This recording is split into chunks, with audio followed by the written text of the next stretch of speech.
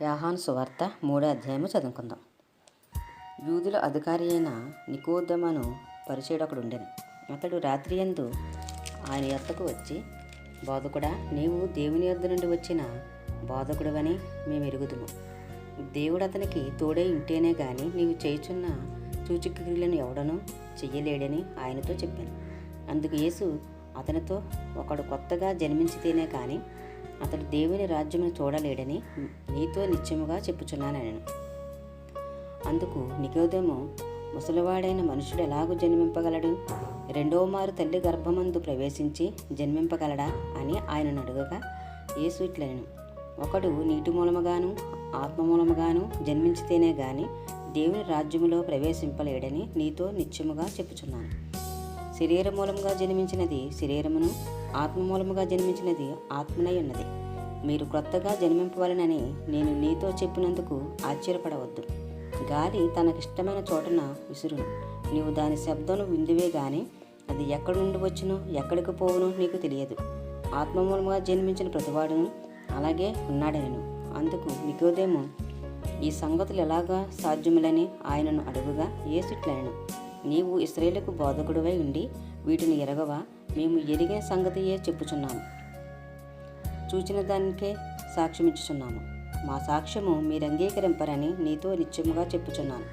భూసంబంధమైన సంగతులు నేను మీతో చెప్పితే మీరు నమ్మకున్నప్పుడు పరలోక సంబంధమైనవి మీతో చెప్పిన యెడల ఎలాగ నమ్ముదురు? మరియు పరలోకము నుండి దిగి వచ్చిన వాడే, అనగా పరలోకములో ఉండు మనుష్య కుమారుడే తప్ప పరలోకమునకు ఎక్కిపోయిన వాడెవడూ లేడు.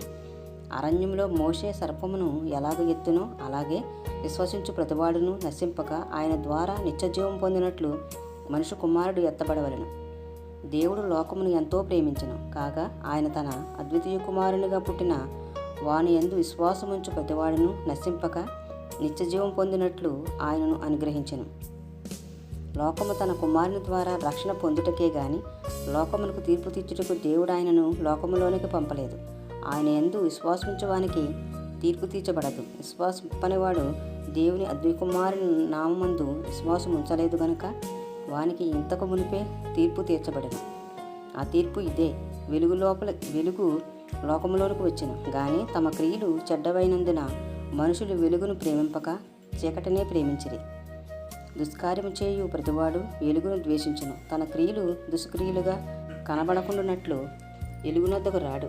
సత్యవర్తనుడైతే తన క్రియలు దేవుని మూలముగా చేయబడి ఉన్నవని ప్రత్యక్షపరచబడినట్లు వెలుగునొద్దకు వచ్చును.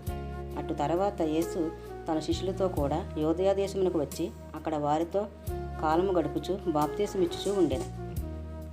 సలీము దగ్గరనున్న ఐనోనను స్థలమున నీళ్లు విస్తారముగా ఉండెను గనుక యోహాను కూడా అక్కడ బాప్తీసమిచ్చుచూ ఉండెను. జనులు వచ్చి బాప్తీసం పొందిరి. యోహాను ఇంకనూ చెరసాలలో వేయబడి ఉండలేదు. శుద్ధీకరణాచారమును గూర్చి యోహాను శిష్యులకు ఒక యూదునితో వివాదం పుట్టెను గనుక వారు యోహాను వద్దకు వచ్చి, బోధకుడా, ఎవడు యొర్దానుకు అవతల నీతో కూడా ఉండునో నువ్వెవని గూర్చి సాక్ష్యమిచ్చుతువో ఇదిగో ఆయన బాప్తీసమిచ్చుచున్నాడు, అందరూ ఆయన వద్దకు వచ్చుచున్నారని అతనితో చెప్పిరి. అందుకు యోహాను ఇట్లనెను, తనకు పరలోకము నుండి అనుగ్రహింపబడితేనే గాని ఎవడనూ ఏమీయూ పొందనేరడు. నేను క్రీస్తును కాననియు ఆయన కంటే ముందుగా పంపబడిన వాడినే అనియు చెప్పినట్టు మీరే నాకు సాక్షులు. పెండ్లి కుమార్తె గలవాడు పెండ్లి కుమారుడు అయితే నిలువబడి పెండ్లి కుమారుని స్వరం వినడి.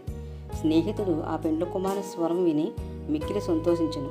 ఈ నా సంతోషము పరిపూర్ణమై ఉన్నది.